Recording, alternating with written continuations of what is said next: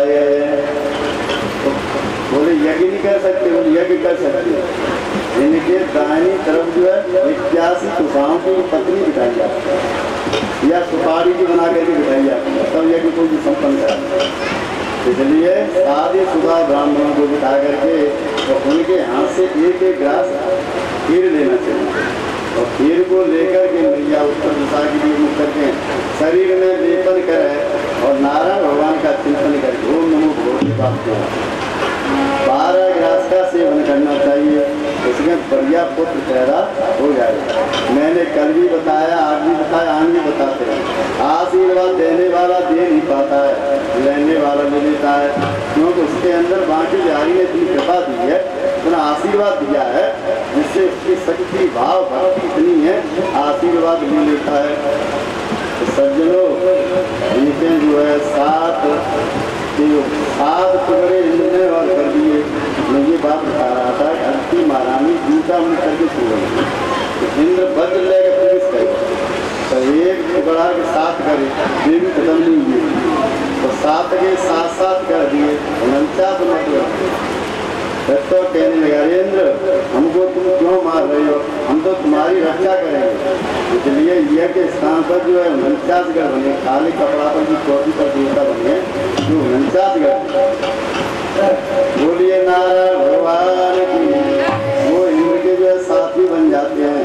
आज के समय पर भी उनको पूजन किया जाता है। सज्जनों, जो है हिरण्याक्ष के मर जाने के पश्चात उनका दूसरा भाई था हिरण्यकश्यप। हिरण्यकश्यप विचार करने लगा, बोले नारायण भगवान मेरा तो दूरी है, उसने कितना बड़ा अन्याय किया, मेरे भाई को मार दिया। अब तो ऐसे बदला लेने के लिए मुझे तपस्या करना चाहिए। दैत्यों ने सज्जनों तपस्या की, बिना तपस्या के आज के समय पर व्यक्ति ये कहता है तो पुराने व्यक्ति का तो इतना बड़ा कारोबार चल रहा हो तो बात ज़्यादा मेहनत हम कर रहे हैं, लेकिन हमारा धंधा न चल पा रहा। अरे उसके ऊपर कृपा देखो, तो बांके जारी की है, उसके ऊपर कृपा देखिए, उस सिद्ध बाबा की कृपा है, उस कन्हैया की कृपा है, जाकी कृपा की छत्र छाया में भी पड़ रहा है। तो नारायण भगवान की छत्र छाया में पड़ने वाले व्यक्ति के ऊपर तो कृपा होती है, इसलिए वो बढ़ेगा। हिरण्यकश्यप मंदरा जल पर्वत की चंद्रमा में तपस्या करने के लिए चला जाता है। सत्सरो वहाँ जाकर के उसने इतनी भयंकर तपस्या की है, उसमें बताया गया है वहाँ जाकर के ऊपर के लिए दृष्टि की है। सत्य में मंदरा धुन्या तपा परम गारुड़ा ऊर्ध्वारो नभो दृष्टि पातांगुष्टा सतावनी। पैरों का अंगूठा केवल रखा ऊपर के लिए दृष्टि और हाथों को ऐसे फैला दिया, न अन्न खाया न जल पिया न कुछ किया। नारायण भगवान का चिंतन किया कि भयंकर तपस्या कौन कर सकता है। मंदराचल की चंद्रमा में जाकर के भजन करने लगा तो दैत्रेंद्र तपसा तप्ता देवी स्नात जब उसकी तपस्या पर हुई तब तो उसने चारों तरफ अग्नि से जली गई। देवता घबराने लगे, महाराज रक्षा करो रक्षा करो। देवताओं का काम है जब जो परास्त हो जाते हैं तो नारायण भगवान के पास में पहुंच जाते हैं। भगवान ने कहा हिरण्यकश्यप तपस्या कर रहा है, ब्रह्मा जी के लिए आदेश करते हैं उनको आशीर्वाद दे आओ। सज्जनों, ब्रह्मा जी उस समय आशीर्वाद देने के लिए आते हैं। कहा हे दैत्येंद्र, तुम्हारी तपस्या से हम खुश हैं, आशीर्वाद मांग लो। बोले हम तो अमर हो जाएं। बोले अमर नहीं, इस भूमंडल पे आए हो तो जानो तो पड़ेगा, अमर का कोई वरदान का यहाँ स्थान नहीं रहा है, कुछ और मांगो। तब मांगने लगा, बोले ठीक है अमर नहीं होने का आशीर्वाद दे तो मुझे एक आशीर्वाद दे दो। क्या? बोले हम दिन में मरे न रात में मरे। हाँ जी बात ठीक। बोले कि न अस्त्र से मरे न शस्त्र से मरे। जी बात ठीक है। न जल में न थल में। बोले जी भी ठीक है। बोले आकाश में भी, हाँ आकाश में भी नहीं मारोगे। बोले यहाँ तक ब्रह्मा की बनाई गई सृष्टि में कोई जीव नहीं मार पा रहा। हमारे के कहाँ तक कहेंगे, बोले ब्रह्मा ने सबको बनाया तो ब्रह्मा को ही नाम ले दिया। बोले ब्रह्मा की सृष्टि में बनाने वाला कोई जीव जंतु मुझे नहीं मारेगा और ब्रह्मा के बनाए हुए 12 महीने में मेरी मौत नहीं होगी। ब्रह्मा जी ने कहा ठीक है नहीं हुई। और बोले कुछ नहीं, बस इतना ही चाहते हैं। सज्जनों भागवत में तो सीधा किसी नहीं से आ जाता है, तपस्या करने। और जब इसके धर्म पत्नी थी, माँ थोड़ी सी दे रहा ध्यान रखो, बोलिए उतना ही बड़ा। इसके धर्मपत्नी का नाम था कयादू। इंद्र सोचने लगा कि इसके एक जो है तपस्या करने के लिए गया है हिरण्यकशिपु, जाके मैया के हिरण्यकशिपु जैसे पुत्र पैदा होगा तो इंद्र इसको हरण कर ले गया कयादू को। बोले कि इसके होने वाले पुत्र को हम मार देंगे। तो रास्ता में नारद बाबा मिले। नारद बाबा ने कहा अरे इंद्र ये क्या कर रहे हो, ये अबला है, स्त्री को ऐसे नहीं ले जा रहे। बोले महाराज हिरण्यकशिपु की धर्मपत्नी कयादू है। बोले तुमको ये मालूम है कुछ जरूरी थोड़े ही है, दैत्यन के दैत्य पैदा होती हो। प्रपन्न गीता में लिखा हुआ है दैत्यानां प्रहलादस्यामि, दैत्यों में मैं प्रहलाद हूँ। इसलिए दैत्यों के भी भगवान के भक्त हो जाते हैं। अरे इसको छोड़ दो, छोड़ दो। इंद्र ने नारद बाबा के कहने पर उसको छोड़ दिया। नारद बाबा उसको आश्रम कर दिया।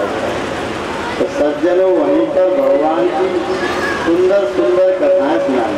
मैंने कल भी बताया, आज भी बताया कि मैयन के भगवान की कृपा से, नारायण की कृपा से अगर उन मैयन के गर्भ में बच्चा है पेट में तो उनको भगवान की कथा ज़्यादा सुनना चाहिए। लेकिन खूब पंडित कहते रहे, साधु संत कहते रहे, लेकिन बात में कम ध्यान देंगे। बस टीवी खोल के बैठ जाए, टीवी बस फिल्में देखेंगे, फिल्में अब फिल्में देखेंगी तो मुँह मटकाए वाले बच्चा पैदा होता है।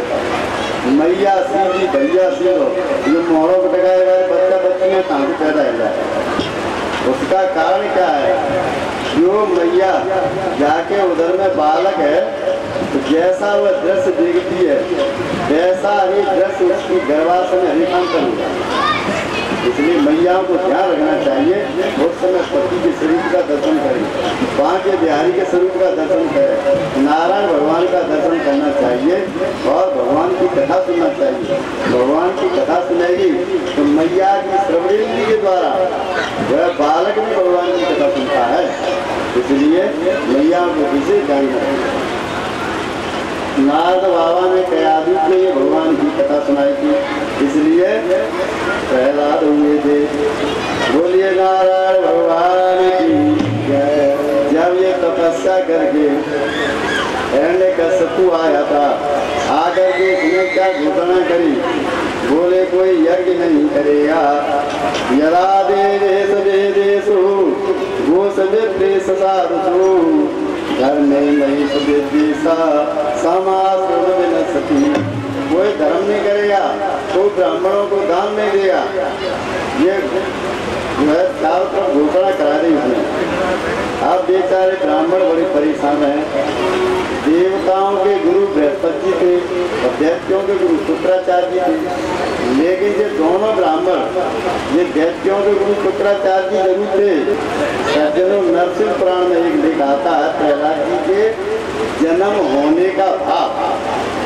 ये आपने किसी वक्ता के द्वारा नहीं सुना, तो नरसिंह पुराण सुनाई नहीं। मैं बताने के लिए जा रहा हूँ, सुनिए। एक समय हिरण्यकशिपु जो है देख विजय के लिए निकला था। किसी ने आकर के कह दिया हिरण्यकशिपु से, बोल महाराज ये ब्राह्मण है ना जो तुम्हारे गुरु बने हैं शुक्राचार्य जी महाराज, तुम्हारे सामने राजगद्दी पर बैठ करके तो ये कहता है कोई यज्ञ नहीं करेगा, कोई ब्राह्मणों को संतों को दान नहीं देगा और कोई नारायण की पूजा नहीं करेगा। और जाकर के ये खुद नारायण की पूजा करते हैं। बोले अच्छा तुमने कैसे जाना कि ये नारायण की पूजा करते हैं? बोले महाराज मैंने देखा। मैंने कहाँ देखा? बोले नदी के किनारे पर ये कमंडल लेकर के जाते हैं नदी में स्नान करने के लिए, वहाँ स्नान करते हैं और केला के पत्ता पर सारे राम भगवान को बिठा करके उनकी पूजा करते हैं और जब चलते हैं तो कमंडल में डाल देते हैं। यहाँ आकर के तुमसे ये कहने लगे कोई नारायण की पूजा नहीं करेगा, कोई नारायण की पूजा नहीं करेगा। हिरण्यकश्यपु ने कहा तब तो तुम दिखा दो इस ब्राह्मण का हम डरा होगा, दबा देंगे तलवार से। चलो महाराज कल तो हमारे साथ चलो। तो सज्जन और गुप्तचर को सब जगह होते हैं। जैसे शुक्राचार्य जी महाराज को कुछ नहीं पता था, ये तो नित्य की तरह नदी के किनारे जाते थे। वहाँ उन्होंने स्नान किया, केला का पत्ता तोड़ा, उस पर सारे राम भगवान दिखाए और उसको पूजा करने लगे, चन्ना भी चावल पर ढूंढने लगे।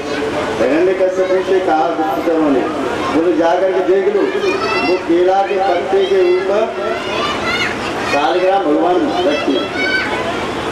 जो हिरण्यकश्यपु ने देखा कोई समझ गया, बोले गुरु मेरा अंदर आता है उस नारायण की पूजा करता है, आने दो। तो तुरंत सालग्राम भगवान उन्होंने कमंडल में डाल रहे। जैसे ही लेकर के आए उस रास्ते में हिरण्यकश्यपु गुरुदेव प्रणाम, खुश रहो। गुरुदेव प्रणाम, मुझे बड़ी प्यास लग रही है, आप कमंडल में से पानी पिला दिया। अब शुक्राचार्य जी सोचने लगे बोले कमंडल में से पानी पिलाएंगे तो जहाँ में सालग्राम भगवान अभी दिखाई देने लगेंगे। नारी प्राण छोड़ने लगे, बड़ा ध्यान किया। अरे दैत्यराज पानी थोड़ा है, नहीं महाराज थोड़ा ही पी लेगी, कोई बात नहीं है। अब सज्जनों शुक्राचार्य जी महाराज ध्यान करते हैं, क्या कहा? नंद के दुलारे, नंद के दुलारे हम दास हैं तुम्हारे सदा, भक्तन की काव्या प्रकूट रूप माने, इंद्रमान मारे सब दुष्ट दलकारे, बंद कष्ट देवकी निवारी, द्रौपदी की लाज जैसे राखी गुरसवामा, कैसे ही हमारी लाज राखो प्यारी। ये श्याम सुंदर जैसे बड़ी सभा में तुमने द्रौपदी की लाज रखी थी, आज मेरी लाज रख दो, नहीं तो जब जल में तुम दिखाई देगे तो मेरा गला चला जाएगा। तो नारायण, नार कहते हैं जल, आयनमान होता है सहन, जल में सहन करने वाला नारायण है। भगवान ने विचार किया कि ब्राह्मण है बेचारा मर जाएगा, इसलिए स्वयं जल बन गए। हिरण्यकश्यपु जल पी रहा है और देख रहा है जहाँ नारायण दिखाई दे तो उनको तलवार से गला काटा, तो भगवान तो जल ही बन गए। हिरण्यकश्यपु को दिखाई नहीं दिया, पूरा जल ही सालग्राम भगवान का जल ही बन गया। हिरण्यकश्यपु ने कहा जी तो कहीं चले गए जहाँ सालग्राम भगवान ने। उसी दिन से, उसी जो है दिन से हिरण्यकश्यपु के ये प्रहलाद पैदा हुए थे, नरसिंह पुराण में दिखाया है। बोलिए नारायण भगवान की। सज्जनों ये प्रहलाद जी महाराज भगवान के भक्त थे। पितरो पिताईवा देवो मरणा प्रयोजतम, ये भगवान का भजन करने वाले प्रहलाद जी थे। लेकिन इसमें जो है प्रहलाद जी महाराज को मारने के लिए बड़े यत्न किए, लेकिन जाको राके साइया मार सके न बारन बांका कर सके, जहाँ जगह मेरी पूरा संसार दुश्मन बन जाए, लेकिन भगवान की जिसके ऊपर कृपा है उसको कोई मारने वाला नहीं है। इसलिए प्रहलाद जी महाराज के ऊपर बाकी बिहारी की कृपा है। सज्जनों इसने जाकर के प्रहलाद जी जब पढ़ने लायक हो गए तो शुक्राचार्य जी के पुत्र के संडा मर गए, उनके विद्यालय में जाकर के भर्ती कर दिया। जब ये भर्ती हुए वहाँ पर धर्म नीति राजनीति सिखाई जाती थी, धर्म नीति सिखाई जाती, लेकिन भक्ति भाव की बातें नहीं सिखाई जाती थी। एक दिन आकर के हिरण्यकश्यपु ने पूछा बेटा तुमने क्या पढ़ा? गोदी में लेकर के पूछा तो क्या बढ़िया प्रहलाद जी ने बात बताई। व्यास जी ने क्या बढ़िया श्लोक लिखे। कल महाराज जी जब मुझे राशि से लोगों को जानता तो नहीं हूँ, कल कृत थे, उन्होंने कल अच्छी बढ़िया बात बताई, मुझे बहुत अच्छी लगी। उन्होंने ये कहा कि ये हमारे परीक्षित जी के ये कुल के देवता हैं, उनका उद्धार तो चलो ये भागवत के मूल पाठ से हो जाएगा, ठीक है ना, लेकिन ये सारी जो जनता आ रही है, क्या इस जनता का कल्याण क्या तबला पर कथा कहने से हो जाएगा या डांस करने से हो जाएगा या वैसे झूठ करके नचने से हो जाएगा? नहीं, हमने की ऐसी तो नहीं। तो बोले ये मरे हुए जीवों को जब भागवत के मूल श्लोकों की आवश्यकता है, ये जीवित जो है जीवात्मा है, तो इनके लिए भी एक आध तो श्लोक होना चाहिए। महाराज तुम्हारी कथा नहीं तो सत्य है तो जो है, जब तक भगवान वेद व्यास का बात सुनने के लिए नहीं मिलेगा तब तक जो श्रवणेंद्रिय को शांति नहीं है। तो उन जीवात्माओं का जो कल्याण हो सकता है, इन जीवात्माओं का भी कल्याण हो सकता है। ये जीवित जीवात्मा मर करके परमात्मा के स्वरूप में जाती है, इसलिए बहुत गा रहे हैं, लेकिन पता नहीं है। अब उनको क्या मालूम, ये प्रहलाद जी महाराज ने नारायण भगवान का नारायण कवच जो है गर्भ के अंदर ये श्रवण कर रखा था, इसलिए नारायण की कथाएं सुनी थी, नारायण का उनके अंदर भाव था। इसलिए पंडा से कह दिया, बोले जाओ हिरण्यकश्यप ने कुछ पढ़ाओ, राजनीति धर्म नीति पढ़ाओ। ठंडा मर्ग ने पढ़ाया, सज्जनों कुछ समय के पश्चात फिर हिरण्यकश्यप ने जो है बुलाया और कहा बेटा तुमने क्या पढ़ा है? अब तो जाकर के सज्जनों गोद में बिठा करके कहा, प्रहलाद जी बताते पिताजी 9 प्रकार की भक्ति है। अगर किसी विषय का 100 नंबर का पेपर है तो वहाँ में तुम्हें 33 नंबर ले आना पड़ेंगे तब पास होंगे। अगर 20 आएगा 17 आएगा तो फेल हो, ठीक है ना। 50 का पूर्णांक है तो 17 नंबर ले आने पड़ेंगे। लेकिन भगवान का पेपर के नंबर का है? 9 नंबर का है, 9 का, ठीक है ना। और 9 में तुम्हें 1 ले जाओ तो पास हो। कौन से 9 नंबर हैं बताया पिताजी? श्रवणम कीर्तनम विष्णु स्मरणम पाद सेवनम अर्चनम बंदनम दास्या सख्य आत्मनिवेदनम। कीर्तन करो, भगवान का भजन करो, भगवान की कथा सुनो तो भक्ति आ गई। भक्ति होगी तो भगवान की कथा सुनने के लिए आओगे। आप अंदाज लगाओ क्या पिनाट में इतने लोग हैं? अरे बहुत हैं, लेकिन जिसको परमात्मा ने बुलाया है, जिसको भगवान को कथा सुनानी है, वही लोग यहाँ पर आ पाएंगे, और जिनको नहीं सुननी है नहीं आ पाएंगे। तो विष्णु स्मरण पाद सेवन, भगवान के चरणों की सेवा करना चालू कर दो। जो मैया है या भैया है जिनके पास में भगवान की कृपा नहीं है, अरे वृंदावन चलेगा, वहाँ के बिहारी को दूध लीजिए आप, घर के अंदर रखो, कहाँ से तो बर्तन में रख करके गंगा जल से स्नान कराओ, वहाँ गंगा जल को अपने मैया भैया को सबको घर में फैलाओ, तो सबका वातावरण शुद्ध हो जाएगा। शराब पीता हुआ शराब बंद कर देगा, झूठ बोलता हुआ झूठ बोलना बंद कर देगा, घर का वातावरण अच्छा बन जाएगा। इसलिए उस कार्य को करना उनसे चालू कर दो। तो अर्चनम पाद सेवनम, भगवान का स्मरण करना चाहिए। अर्चनम बंदनम दास्या सख्य आत्मनिवेदनम, सखा भाव अगर ले लेते हो तो भी परमात्मा की तुम्हारे ऊपर कृपा हो जाएगी। सखी भाव मैंने कल बताया था, ये 9 रस विहीन हो जाने के पश्चात लास्ट में 10वां रस रहता है सखा भाव। भगवान को रिझाने के लिए ये रूप बनाया जाता है सख्यात्मनिवेदनम, अपना पूरा शरीर भगवान के लिए निवेदित कर दिया। इसलिए परमात्मा तुम्हारे ऊपर कृपा कर लेगा। तो सज्जनों जो 9 प्रकार की भक्ति बताई, तो भगवान का 9 नंबर का पेपर है। तो 9 में जिनके एक होए, नार पुरुष सचराचर कोई, कोई अतिशय प्रिय मामिन कोई, सकल प्रकार भगत दृढ़ कोई। 9 भक्ति तेरे अंदर है, इसलिए भगवान की 9 में एक भी अगर नंबर ले आते हो तो भगवान के धाम के लिए ये जीवात्मा चली जाती है। जो इतना कहा भक्त हिरण्यकश्यप ने कहा, बोले कि हो न हो कोई महात्मा जाके कान से लग जाए, मेरे दुश्मन का नाम बता रहा है, मेरे दुश्मन का स्मरण करा रहा है। अब तो हिरण्यकश्यप ने संडा मर्ग से कहा, बोले जाकर के इसको देखो कोई महात्मा तो इनके कान से नहीं लग जाता है।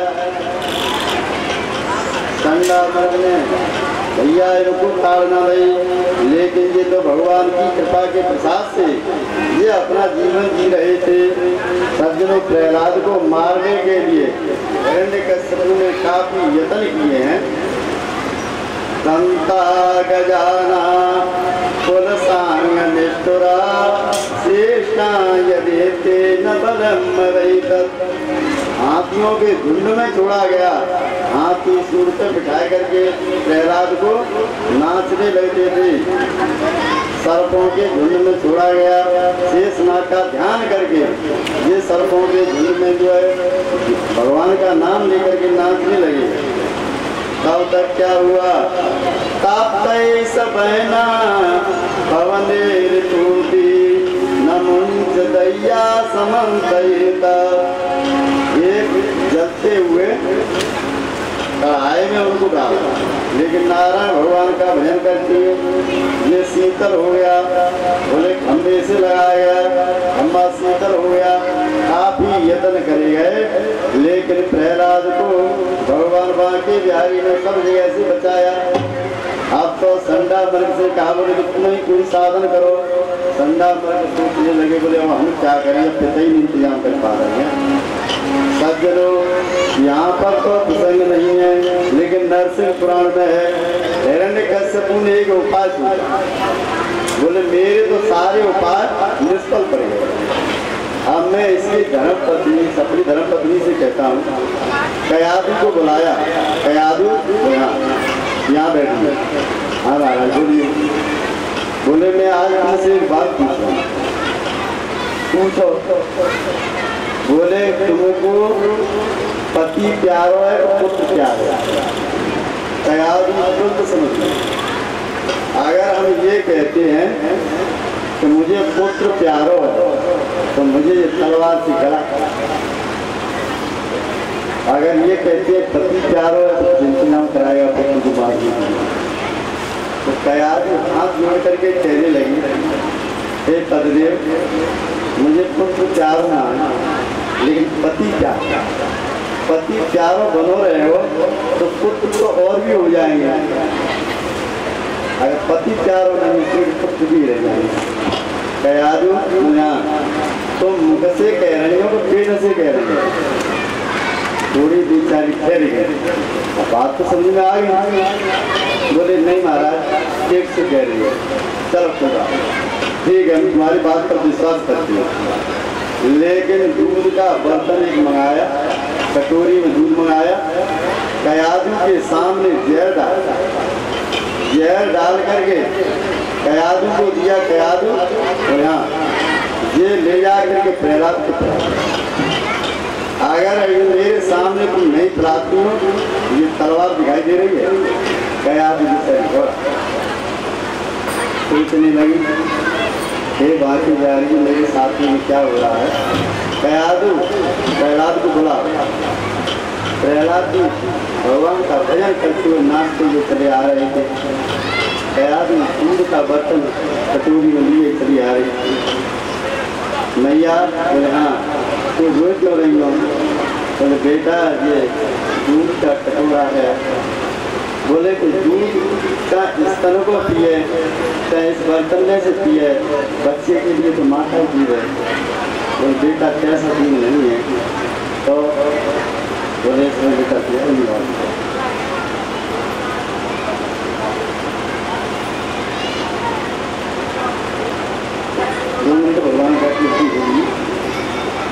लिया, कहा मैया घबराओ न। सज्जन वहाँ पर बोले बाबा के लिए ध्यान किया, बोले बाबा आप आ जाओ। तो नरसिंह पुराण में ऐसा लेखा है, घोड़ा बन करके बोले बाबा दूध के उस बर्तन के बीच में लग जाते हैं और जहर को पी लिया और दूध जो है प्रहलाद जी महाराज के शरीर में चला गया। हिरण्यकश्यप को देखने लगा, सोच रहा है कि ये दूध झूम करके नाच रहा है, अरे जहर का असर नहीं गया, अरे जहर का असर जाता होता तो मर जाता। मैया को देखा जैसे दूध पूरा पी लिया, मैया धाम से नीचे गिर जाती है चढ़ खा करके। मैया से देखा नहीं जाता है, मेरा पुत्र हमेशा संसार से चला गया, मेरी गोद खाली रह गई। ऐसे थोड़ी की नियम का पालन करने से क्या होता है, एक पुत्र को पालने में माँ को कितना बड़ा कष्ट होता है। 9 महीने जब तक पेट में रखती है, फिर उसको स्तन का दूध पिलाती है, फिर उसको पाल पोस करके बड़ा करती है और फिर वो बड़ा हो जाने के बाद पुत्र ये कहता है माँ तुमने हमारे लिए क्या कर दिया है। पिता से कहता है तुमने हमारे लिए क्या कर दिया है। बेकार है, संसार में माँ का जैसा आदर कोई करने वाला नहीं है, माँ का जैसा सम्मान देने वाला, वात्सल भाव को देने वाला कोई संसार में नहीं है। इसलिए शास्त्रों में लिखा भी है माता बिन आदर कौन करे, वर्षा बिन सागर कौन करे। सब लोग जानते हैं। इसलिए प्रहलाद की नाचते हिरण्यकश्यप ने सोचा ऐसा लगता है ये जहर नकली जहर। उस बर्तन को किसी एक कुत्ते के पास में डाला तो तुरंत खत्म हो गया, उसको काटना। समझने लगा जहर तो सही है, लेकिन न जाने की शक्ति के कारण जो जीवित रह गया। चलो कोई बात नहीं है। प्रहलाद जी ने अपनी मैया को उठाया, मैया मैया क्या है कि मूर्ति कैसे खड़ी है, मैया को अपने गले से लगाया। मैया ने सबसे पहले, मैया ध्यान से सुनिए, मैया ने सबसे पहले अपने लाला को लिया, गोदी में बिठाया और उसके सिर को छूला। मैया ध्यान रखें, जहाँ एक ब्रह्मरंध्र होता है चोटी के और ये पिटकी नाड़ी के बीच में, जहाँ जो है 10वां दरवाजा माना जाता है, तो वहाँ ब्रह्मरंध्र के पास में जो मैया अपने बच्चे को सूंघती है तो बच्चे की उम्र बढ़ती है, ठीक है ना। और मैया के बच्चे को स्तन से दूध पिला रही हो, उस समय किसी सास से या ससुर से ये भिखारी से लड़ना नहीं चाहिए। लड़ते समय भी क्रोध रूपी जहर दूध के रूप में परिणत होकर के बच्चा के पेट में चला जाएगा, बच्चा हमेशा के लिए खत्म हो जाएगा। इसलिए जो सास हैं वो बहू जब बच्चे को दूध पिला रही है उस समय सास को पूछना चाहिए, उस समय उससे लड़ाई ना करें, क्योंकि वो क्रोध को पीती रहती है। पीते पीते दूध के द्वारा जहर परिणत होकर के बच्चे के पेट में चला जाता है, वो तो तुम्हारा नाती है। इसलिए अपने व्यवस्था को अपने अनुकूल बनाना चाहिए। लड़ते झगड़ते समय पर बच्चे को दूध नहीं पिलाना चाहिए। बोलिए नारायण भगवान की।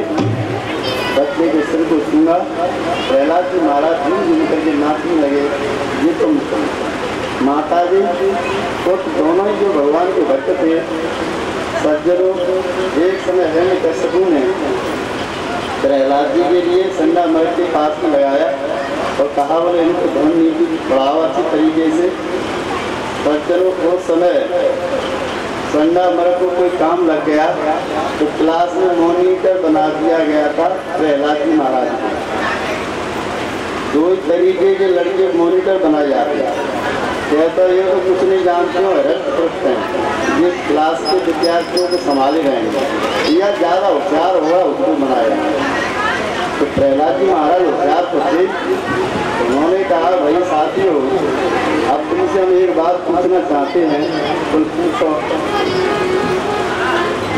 हमारे गुरुजी तुमको जो बात पढ़ाते थे उसी को पढ़ाएं या कोई अच्छी चीज़ पढ़ना चाहते हैं। विद्यार्थी कहने लगे कि गुरुजी जो पढ़ाते थे उस धर्म नीति को प्रतिदिन पढ़ते रहते हैं, कोई तुम अलग से कोई बात जानते हो तो उसको पढ़ाओ। तो सत्य में क्या बढ़िया विद्यार्थी ने श्लोक लिखा है और भाव दर्शाया गया।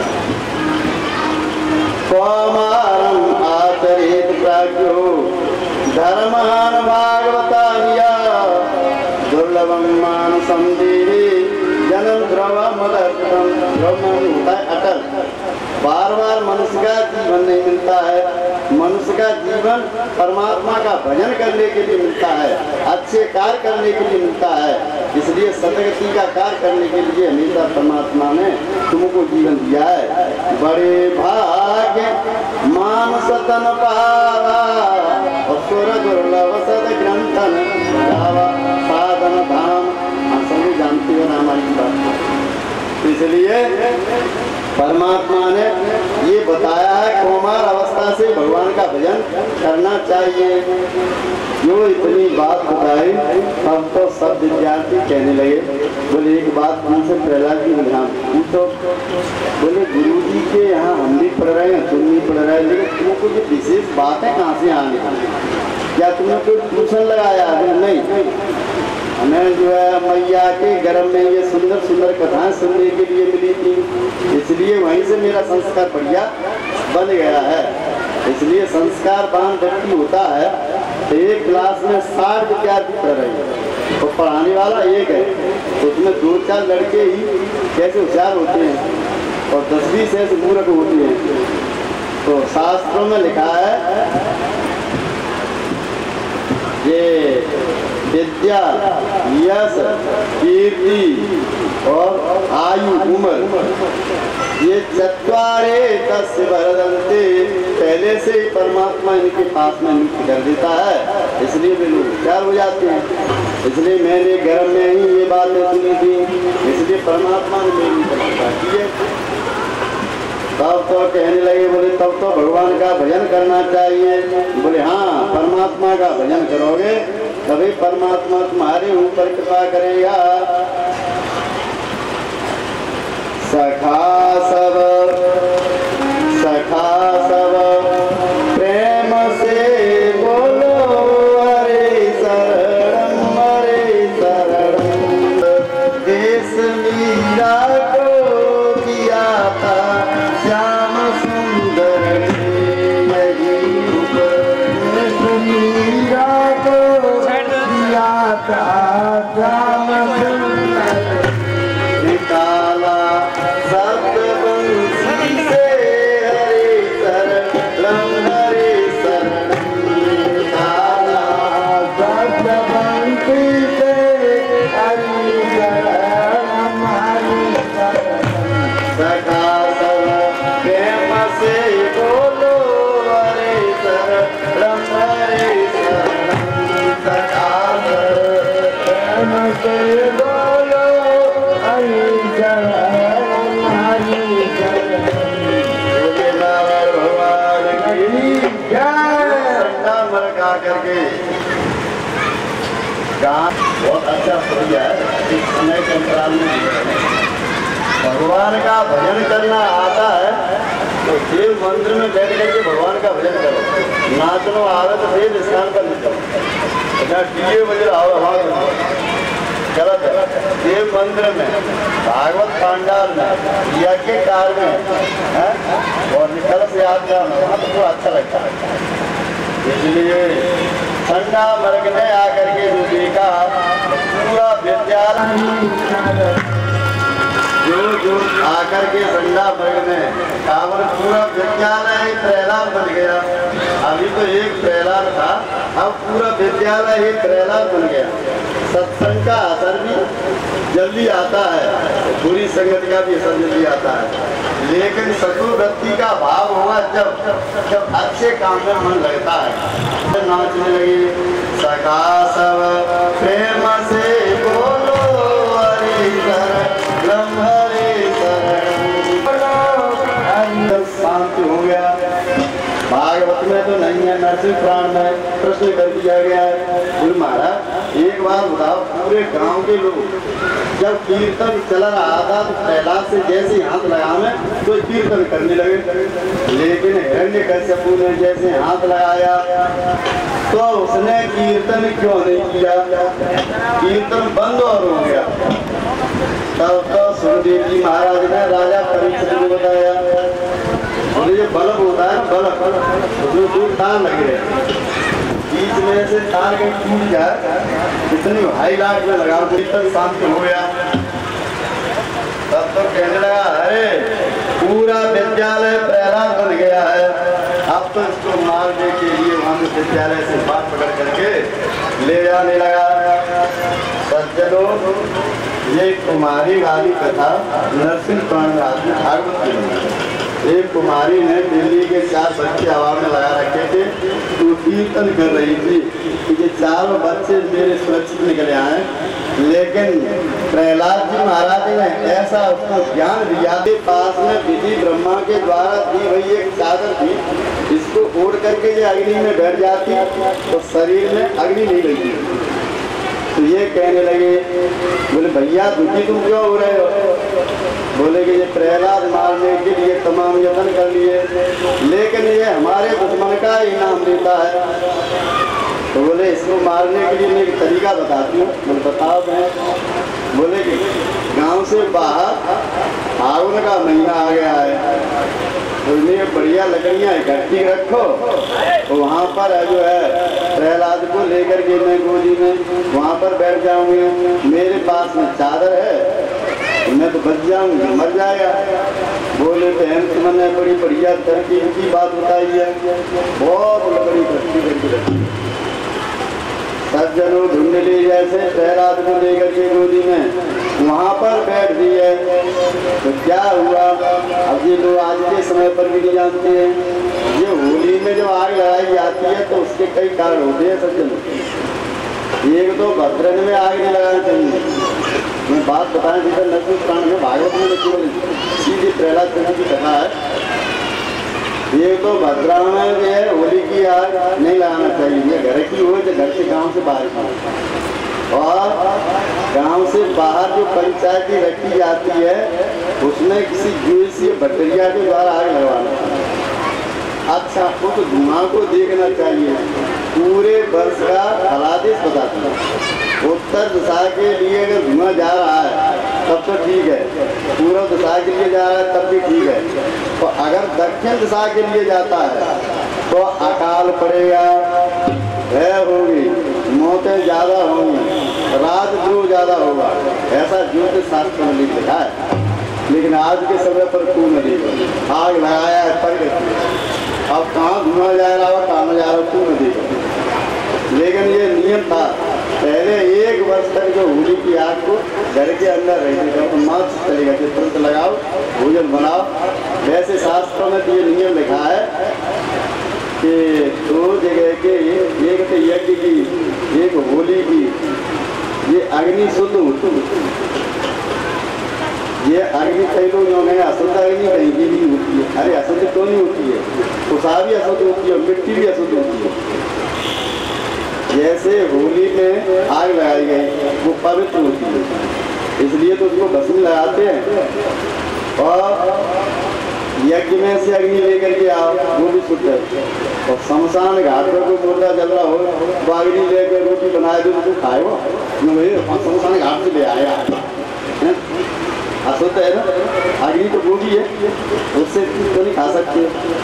ऐसे मिट्टी अगर शुद्ध जगह से लेकर के आए तो पवित्र है, अगर कहीं जो है अशुद्ध जगह से लेकर के आए तो अपवित्र है। तो सात पिंडों पर डाली गई अशुद्ध है। और कुटूत पाटनी अमावस्या 12 को महीने पड़ती है, तो 1 वर्ष के लिए चलती है। अगर सोमवती पड़ जाए तो 12 वर्ष का काम करती है।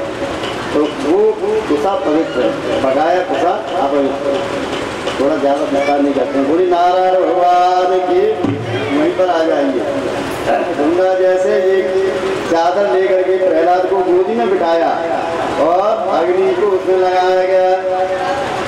तो क्या हुआ, भगवान की ऐसी कृपा हुई, हवा चली सो चादर उधर से उड़ करके प्रहलाद के ऊपर आ गई और ढूंढा की हमेशा के लिए गोविंदाय नमो नमः हो गई। बोलिए नारायण भगवान की जय।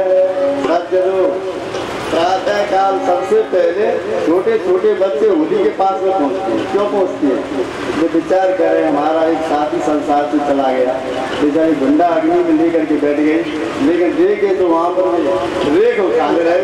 प्रहलाद जी महाराज सभी भैयन ने वहाँ पर जो होली खेलना चालू कर दिया और इस रज को अपने मस्तक से लगाना चाहिए। वो प्रहलाद जी का महाराज का ध्यान करके अपने मस्तक से लगाओ, अपने दरवाजे पर स्वस्तिक बनाओ और उसके बाद धनियन के लगाओ। फिर तुम देखना 1 वर्ष के बाद आप भी विचार करोगे पूरी जी की बात बता गई ऐसी अच्छी, जिससे शास्त्रों की मर्यादा सुरक्षित रहती है। तो सज्जनों वहाँ से जो है गंगा हमेशा के लिए चली गई। हिरण्यकश्यप को मालूम पड़ गया, बोले कि अब जो है हमको ये हाथ से मारना पड़ेगा।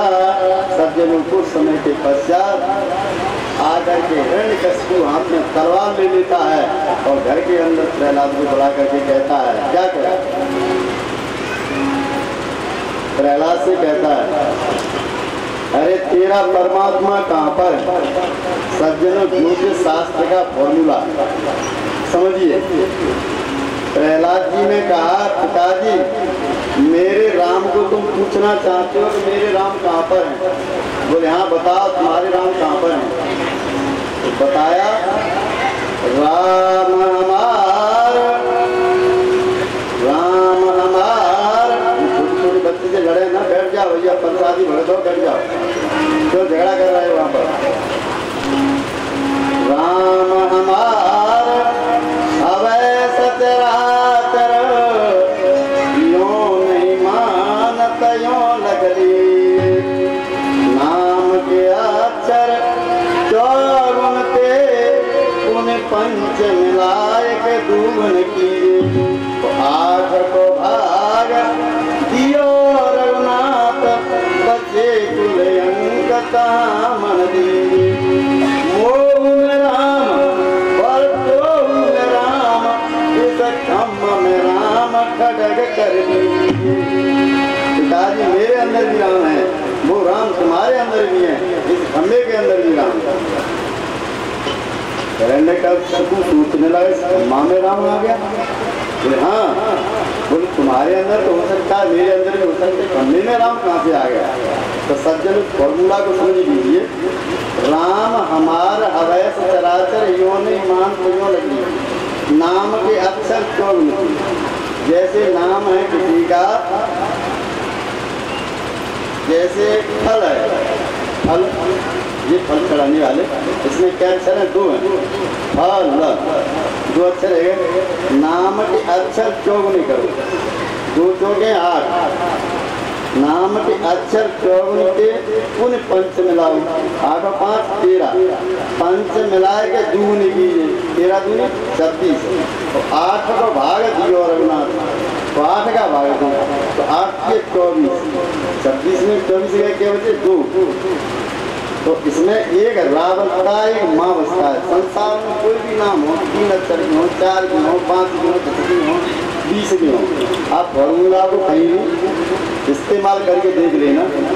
अब कई लोग ये शंका कर रहे होंगे, 2 अक्षर का तो हल भी होता है, बल भी होता है, बैल भी होता है, गाय भी होती है, भैंस भी होती है, उन्होंने ये कैसे कह दिया राम अक्षर ही 2 अक्षर का बता है? तो सज्जनों इसके लिए स्कंद पुराण में जाना पड़ेगा। स्कंद पुराण में लिखा है, रमनते योग रूप, जो रमण कर रहा है वही भगवान राम है। भगवान राम जिसके अंदर रमण कर रहा है वो राम शब्द ही है। बोले कैसे मान ले राम रमण कर रहा है? जैसे हम लोग को भैया भैया कहीं गर्मी से थक कर के आते हैं और कहीं बढ़िया शीतल ठंडी हवा मिल गई तो वृक्ष के नीचे बैठते हैं तो क्या कहते हैं? हाय हाँ, हाय राम ही तो कहते हैं। हाय बैल, हाय गाय, हाय भैंस तो नहीं कोई कहता है, हाय राम कहते हैं। राम शब्द इसलिए निकलता है इस जीवात्मा से कि ये राम उसके अंदर रम रहा है। जो राम रम रहा है वही राम शब्द के अंदर जो है अदृश्य रूप से जो है सबके अंदर विराजमान है।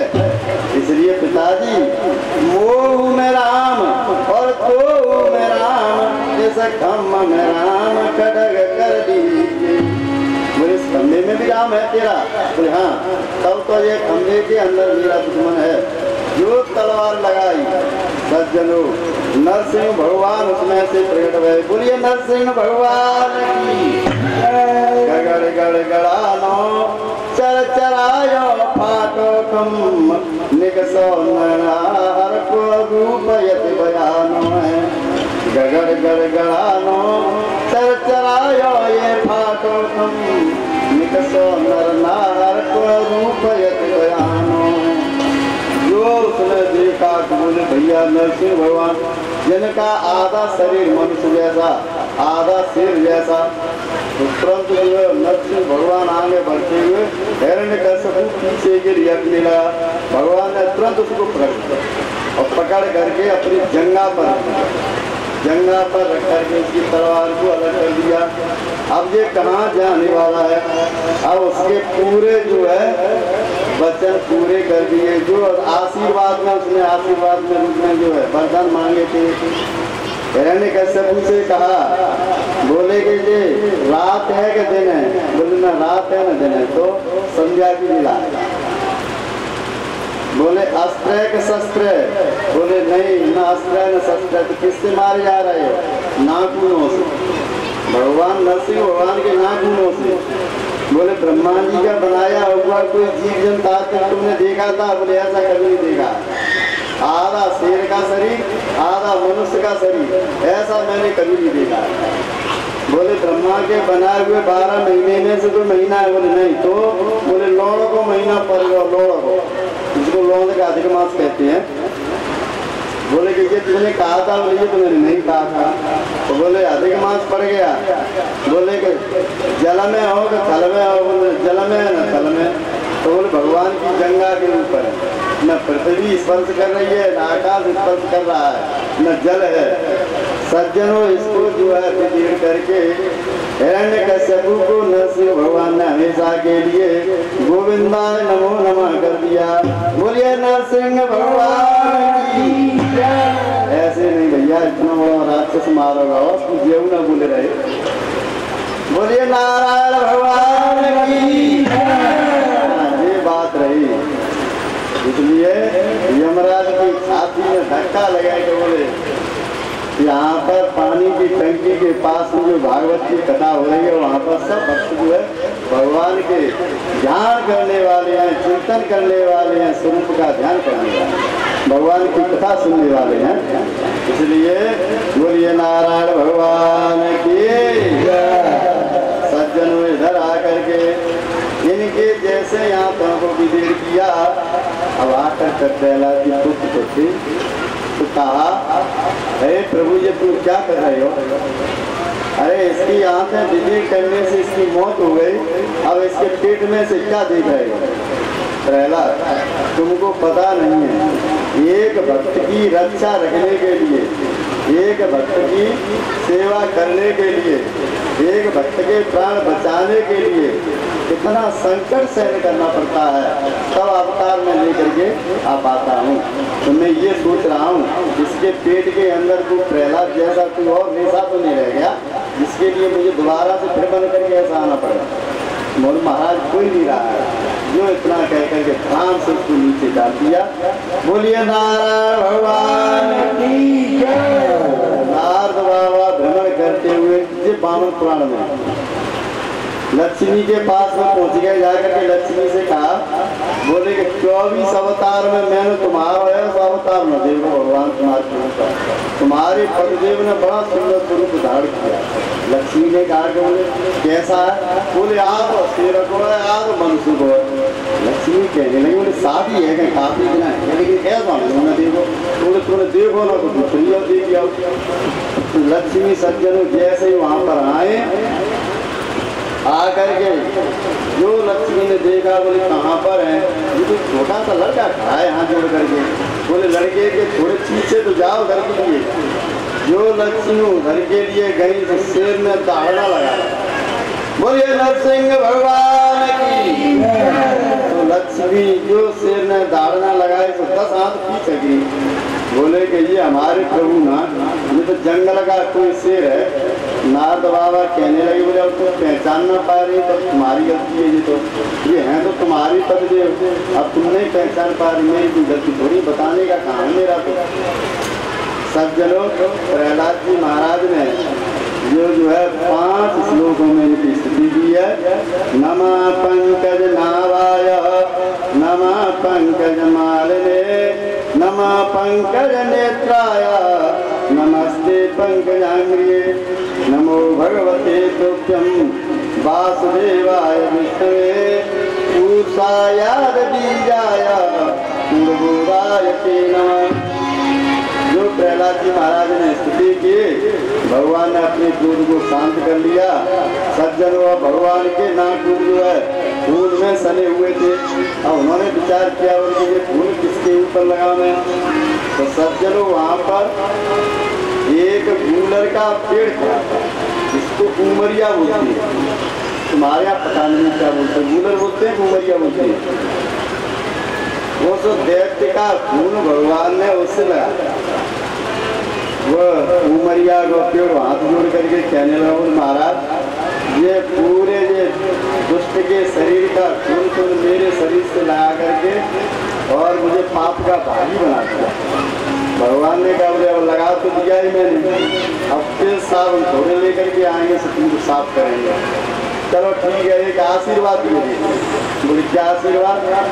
बोले कि तुम्हारे पेड़ के नीचे से होकर के निकलेगा, उसके पुण्य मादा जगत, उसके पुण्य तुम सब ग्रहण कर लिया करोगे।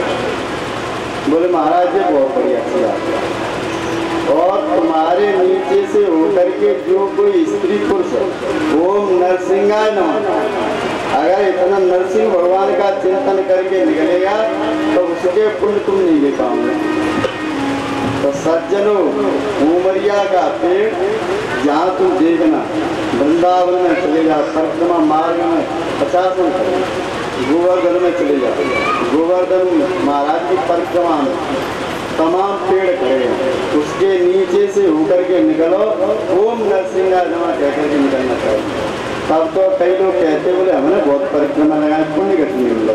अरे मिलो तो इसलिए नहीं, तुमको ये भी पता है तुम्हारे पूरे पुण्य को उमरिया का पेड़ ले गया, अब तुम्हारे पास क्या रहा, किसी ने परेशानी रह गई। 2-3 दिन तक जो है आराम कर लो, थकान हो जाएगी। तो उमरिया के पेड़ के नीचे से निकल करके हो जाओ, तो ओम नरसिंहाय नमः कह करके निकलना चाहिए। मैया ओम शब्द न लगा, नरसिंह भगवान का ध्यान करके निकल जाए तो पुण्य तुम्हारा नष्ट नहीं होगा। ये नरसिंह पुराण में व्यास जी ने लिखा है, इसलिए ध्यान रखना चाहिए। ये शास्त्रों की कथा है, ये शास्त्रों का लेख है, ये ऋषि मुनियों का जो पद्धति बताई गई है उस पद्धति के नियमों का पालन करना चाहिए। तो सज्जन इतना आशीर्वाद दे करके उस उमरिया के पेड़ को भगवान वहाँ से अपने बैकुंठ नगरी के लिए चले जाते हैं। इसके पश्चात सज्जनों बड़ा आश्रम की कथा है। हाँ,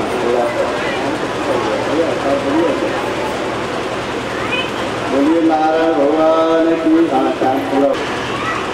गजग्राह, समुद्र मंथन, राजा बलि का प्रसंग, मत्स्य अवतार की कथा, सूर्यवंश और चंद्रवंश, भगवान राघवेंद्र के जन्म की, विवाह की क्या समय मिलेगा उतनी कथा कहेंगे। और उसके पश्चात चंद्रवंश में यदुवंश, तो यदुवंश में भगवान वहाँ के बिहारी कन्हैया श्याम सुंदर। हाँ, ये वृंदावन में नंदोत्सव बड़ी धूमधाम से मनाया जाएगा। तो कल मैया और भैया बन सके तो पीले पीले वस्त्र पहन के आइए, ठीक है ना। अब बोले पीले पीले पंडित जी ने कैसे बताया था, सफेद बताया देता है, कारी कारी बताया देता है, या नीले बताया देता है। तो इसलिए बताए जा रहे हैं पीताम्बरम बीच विषम समुद्र, पीला वस्त्र जो है मांगलिक कार्य के लिए श्रेष्ठ होता है। तो कल जो है कई अवतारों की कथा है, तो पीले पीले वस्त्र पहन के आओ। और कई भैया मैया ये सोच रही होंगे, बोले हमारे पास तो पीली साड़ी है नहीं, तो पंडित जी पूछ ले आम है करने के नहीं आम है, तो भैया सब जाते जैसे हो वो ट्रेन करके आ जाइयो, ऐसा कोई नियम नहीं है तुम्हारे लिए कि पीले वस्त्र नहीं है तुम नहीं आओ। अरे आ जाओ, सफ़ेद है सफ़ेद पहन के आ जाओ, पीले पहन के नीले पहन लो, तुम पर जैसी व्यवस्था है। कल कथा सुनने के लिए जरूर आना। कल चौथे दिन की कथा है, भगवान कृष्ण बांके बिहारी कन्हैया के आनंदोत्सव की कथा है। बड़ी धूमधाम से आनंदोत्सव मनाया जाएगा। भगवान बांके बिहारी की ऐसी इच्छा है। आज कलाकार लोग भी आ गए हैं, तो थोड़ा इनका कीर्तन भजन भी आनंदोत्सव में हो जाएगा। अब जैसा है वैसा हो जाएगा, ठीक है। बोलिए नारायण भगवान की। तो मैया भैया जी ध्यान रखेंगे, कल कथा ठीक 12 बजे से प्रारंभ हो जाएगी। व्यास गति का फल है। हम बोलेंगे प्रेम से मिले हर नाम बोलो, इसके बाद भैया लोग बोलेंगे सीता सीता राम बोलो, इसके बाद मैया बोलेंगे राधे राधे श्याम बोलो, ठीक है ना। भैया के साथ में मैया नहीं बोलेंगे, तो मैया के साथ में भैया नहीं बोलेंगे, हमारे वाले दोनों पार्टी के साथ में बोलेंगे, ठीक है ना। समझ में आएगी। सबसे पहले हम बोलेंगे, उसके बाद भैया बोलेंगे, उसके बाद मैया बोलेंगे। प्रेम से मिले हरे नाम बोलो, सीता सीता राम बोलो,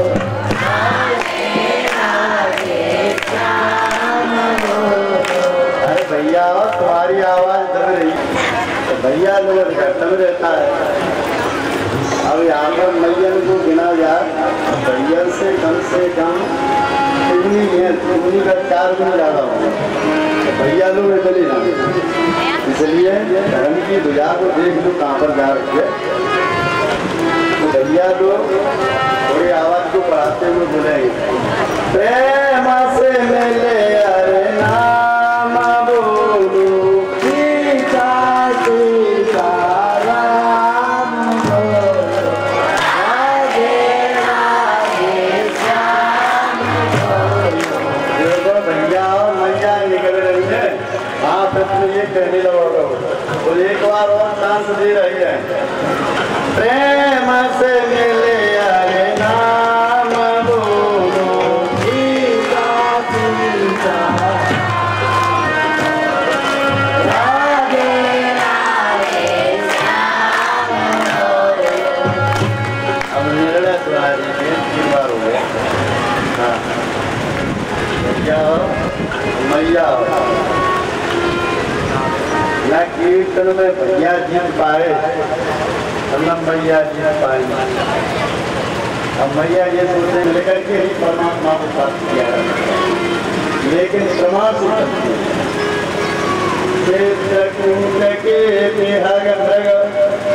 मृग पर आ जाइए। चित्रकूट में एक हिरणी कहने लगे, सीता जी भगवान राघवेंद्र से कहते हुए हिरणी कितनी भाग्यशाली है जो अपने बलदेव को चाट करके कितना स्नेह और प्रेम बुला दे रही है। राम जी कहने लगे, बोले हिरणी के माध्यम से जो अपनी प्रशंसा करने लगे। भगवान राम कर रहा है और हिरणी की बच्चों की सबकी व्यवस्था कर रहा है, तो धन्य का बाप जो हिरण है तब तक लखनलाल भैया आए गए। बोले भैया हिरणी की छत्र छाया में छोटा सा बच्चा जो घूम रहा है, ये दोनों के स्नेह प्रेम में घूम रहा है, ये छोटा सा हिरणी का बच्चा धन्य का पात्र है। इसलिए भैया न तुम जी थे न मैया जी थी, पंडित जी महाराज जी दिया जो प्रसाद में फल को सबको दे देंगे, ठीक है ना। इसलिए गोस्वामी ने लिखा है, को बड़ छोट कहता अपराधो, जगुन भेद समझ है साधो। न कोई भैया बड़ा है न कोई छोटा है, सब अपनी अपनी जगह पर बराबर के हैं। बोलिए नारायण भगवान की। अगर थोड़ी देर के लिए और कथा कहते रहे तो बरनी बाल गुरुकुल में परीक्षा की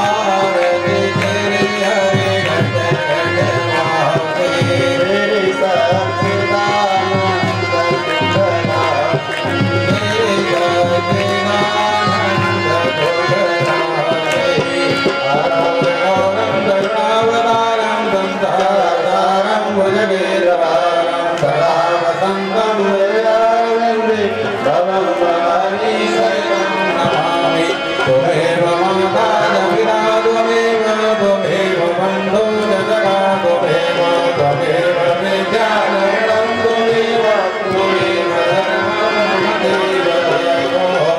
ॐ भूतलिकरणाय मन्त्रपुष्पाभिवन्दनैः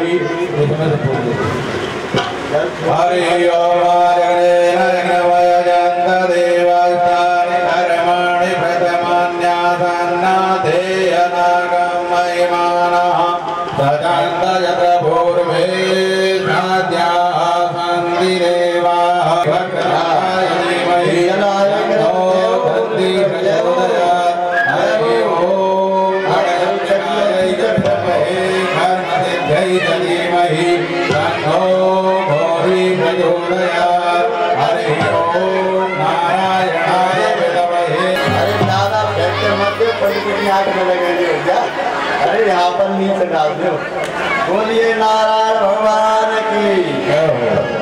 हाँ भैया जय घुस के लिए थोड़ा पाता आगे मुर्गे मैया की सिद्ध बाबा महाराज की धाम की। अरे नीचे थाली धरो आरती वाली नीचे। अरे आप कैसे मतलब आरती थाली है सिद्ध बाबा महाराज की धर्म की अधर्म का प्राणों में विश्व का गौ माता का कीर्तन की सब नदियन की बाल गोपालन की संत भगवान की गुरु गोविंद की संजय भगवान की आज के आनंद की कृष्ण कन्हैया की राहु भैया की यशोदा मैया की राधे नाम आधार या श्याम मुंडी में तीरथ सुमृत बारंबार राधे नाम का प्राणायाम जय जय श्री राधे श्याम श्याम श्याम स्वाद है बिहार